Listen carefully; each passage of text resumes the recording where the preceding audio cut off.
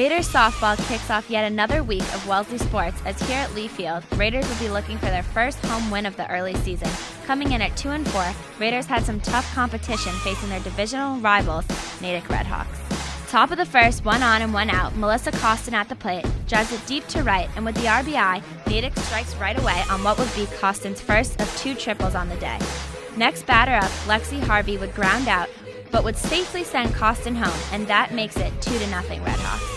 Behind Taylor Erickson's solid pitching, Natick builds a 5-0 lead, but bottom fourth we go. Wellesley gets their offense moving. Captain Sarah Goss starts things off when she lines a leadoff single to center. Patient at bats by Wellesley leads to a bases-loaded walk, and Goss comes around to score the Raiders' first run. Now with 2 outs and down 5-3, Samantha Tong delivers with a clutch RBI single. Raiders are only down by 1, 5-4 Natick.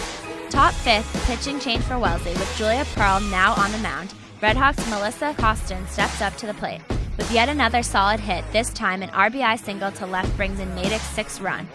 Later in the inning, Sam Stone goes down swinging, but the ball is dropped. The throw to first gets her in time, but heads-up base running by Redhawks' Lexi Harvey enables her to slide in safely for Natick's 9-4 lead.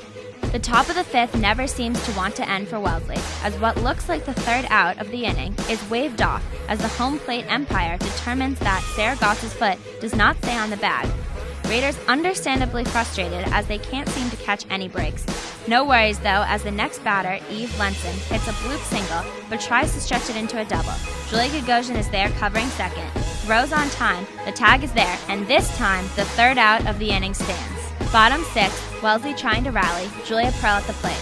Pearl lines a double, but Taylor Erickson gets Samantha Tong to ground out, ending the 6th. After adding 2 more runs, Natick puts the game out of reach behind Taylor Erickson's complete game, winning 11-4.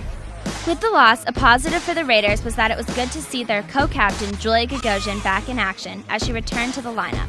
First game back, she immediately made her presence felt defensively, single-handedly making key defensive stops that impacted Natick's final score.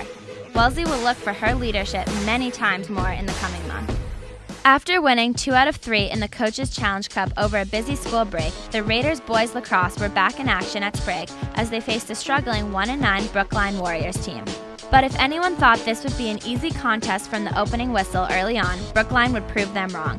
With 39 seconds to go in the first, Warriors draw up a play on a timeout and execute it perfectly, as Nathan Burmel fights his way in the crease and lays it in, making it 2-1 Raiders.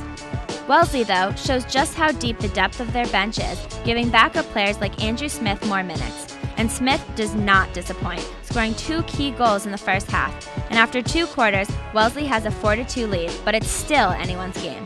Third quarter, offenses on both sides play more aggressively, and with Tucker Dietrich leading the way with assists, Dietrich easily finds Jack Vanderveld, open for a quick score.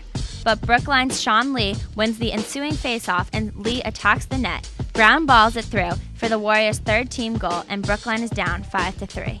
With Brookline still finding ways to stay in this game, we fast forward to the final frame, Wellesley up 9-5, 4 minutes to go. Raiders kick it into high gear as a once close game becomes a totally different story. Backed by huge scores by Jack Vanderveld and Carrie Line's hat-trick and Vanderveld's outstanding 5 goals on the day fuel a 5-0 Raiders run in the closing minutes.